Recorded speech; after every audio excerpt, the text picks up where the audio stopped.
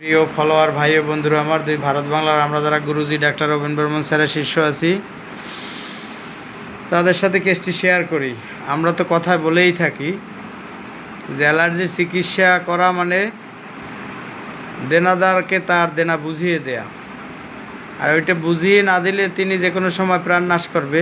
তো অ্যালার্জিকেও আমি যদি চাপা দেই মলম মালিশ দিয়ে, তখন আমার বিভিন্ন জায়গায় দিয়ে আক্রমণ করবে, হ্যাঁ, প্রাণ নাশের আশঙ্কা থাকবে।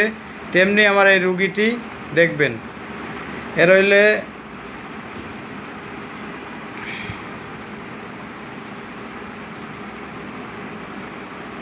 এই যে হাঁটুতে ব্যথা, যে সেভারাল ও ল্যাটারাল, কন্ডাইল টিবিয়া পেন 3 বছর ধরে এই হাঁটুতে। প্রথম শুরু হয় কোন হাঁটু, ডানে না বামে?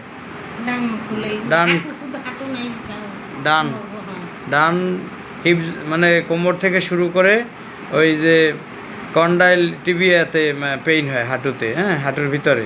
এরপর দম নিতে কষ্ট হয়, ওনার অ্যাজমা হয়েছে, দীর্ঘদিন অ্যালার্জি চুলকানি ক্যারি করে, যেটা ওনার ইন্ডেভার খেতে হয় রেগুলার প্রায় 8-10 বছর ধরে।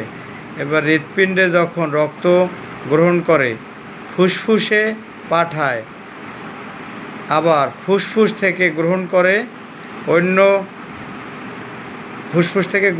আবার অন্য প্রকোষ্ঠ থেকে মানে রক্ত সরবরাহ করে।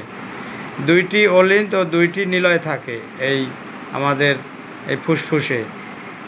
এগুলো মানে এগুলি আটারি দ্বারা বেষ্টিত, বুঝছেন? এই আটারি আবার মানে ধমনী যারে কয়, একটা ফাঁপা ধমনী থাকে, এই ধমনী দ্বারা কিছু দূষিত মানে রেগুলার যে দূষিত রক্ত এটাকে বহন করে বের করে দেয়, বুঝতে পারছেন? ওইটা যখন বাধা আসে তখনই আপনার দম নিতে কষ্ট হয়। কিন্তু এই দমটা ছাড়ানোর জন্য আবার ইন্ডেভার খেতে হয়। কিন্তু লাভ কি, ভবিষ্যৎ কি? ইন্ডেভার খেতে খেতে কি লাঞ্চটা একদম ব্লক করে দমটা নিয়ে হারিয়ে যাবে? মানে সোনা পাখি বা পরানো পাখি তো বিলীন হয়ে যাবে তাহলে। অতএব এগুলি করা যাবে না, চাপা দেওয়ার কোনো ওষুধ খাওয়া যাবে না। আর ওনার গ্যাস প্লাটুলেস, যেটা গ্যাস্ট্রিক রিজিয়ানের যে সমস্যাটাও, গ্যাসটা উপরমুখী হয়, উপরের দিকে ওঠে, নিচে পাস হয় না। এরপরে যখন গয়ারটা ওঠে আপনাদের শোনাবো, গড় গড় করে উপরের দিকে ওঠে, তাই তো? গ্যাসটা এরকম ওঠে না? এরপর ওনার ভেরি ভেরি হট, মানে অনেক গরম গরম আর গরম, তাই তো? এবং ঘাম আর ঘাম, ঘামে ওপেনশিপ আছে, সোয়েট ওপেনশিপ, মাইন্ড শান্ত। এরপর লেগ অ্যান্ড হ্যান্ড বার্নিং, এক্সের জ্বালা করে ও অবশ হয়ে থাকে। একটি বাবু অ্যাবর্শন হয়, আবার অতীত ইতিহাস, হেভিনেস সেন্সেশন, ভারবোধ হয়। এরপর অ্যাগ্রাভেট বসে থাকলে, আর হইল আবার হাঁটা, দাঁড়িয়ে থাকলে অনেকক্ষণ অ্যাগ্রাভেট হয়। হাঁটা চলায় ভালো লাগে, বদ্ধ ঘরে আবার একা থাকতে পারে না। বংশে স্ট্রোক, মা ও বোন চলে যায় স্ট্রোকে প্রাণ পাখি ধর থেকে, এবং পিতার জ্বর হয়ে মারা যায়। এবার ডিজিআর, খাবার দাবার পছন্দ করে চর্বি জাতীয়, কিন্তু আবার সেটা মানে হয়, অ্যাগ্রাভেশন হয়, যেটা অ্যাগ্রাভেট হয় চর্বি জাতীয় খাবার খেলে, অ্যাগ্রাভেট। যেমন meat, fish, milk, vegetables, salt 3+, এগুলি উনি পছন্দ করে, সুইট পছন্দ করে।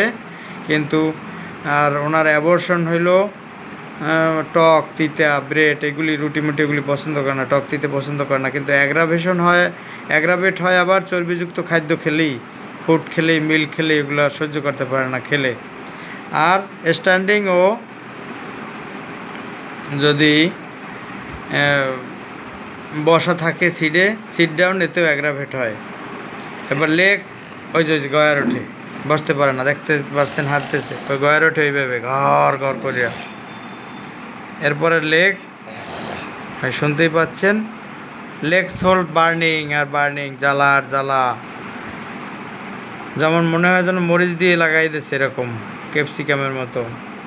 এরপর এয়ার অ্যান্ড দেয়ার ইচিং আছে, চুলকানি। অ্যাপেটাইট আছে অনেক, থাসও আছে, স্টুল ইজি হয়, ইউরিন পানি কম খেলে, পানি ঘাটতি হলে বার্নিং হয়। পাস হিস্টোরি কি, পাস হিস্ট্রি হইলো অয়েনমেন্ট, এই যে মলম দিয়ে চাপা দিয়েছে। আর গ্যাস্ট্রোরিজিয়ান পেইন হয়, গ্যাস কতক্ষণ পর পর উপর মুই গড় গড় করে ওঠে, তাই তো? মানে স্টোমাকের 12টা বাজিয়ে ফেলাইছে। এখন দেখি কিভাবে রুগীটাকে উদ্ধার করা যায়। সবে মাত্র আমাদের চেষ্টা। ওই বাম হিপ জয়েন্টও পেইন হয়, ব্যথা, গ্যাস ধরে যায়। গ্যাসের বড়ি অলরেডি 2-3টা চলে, অনেক বড়ি চলে। আশা করি এই ওষুধ দেওয়ার পরেই অনেকটা ভালো রেজাল্ট হবে। তা ভালো থাকবেন সবাই, আপনিও ভালো থাকবেন। যে কথাগুলি বললাম তো সত্য। তবে ওনাকে আমি এসপি দিলাম আজকের, এসপি ছাড়া আর আমার হাতে কোনো ওষুধ নেই।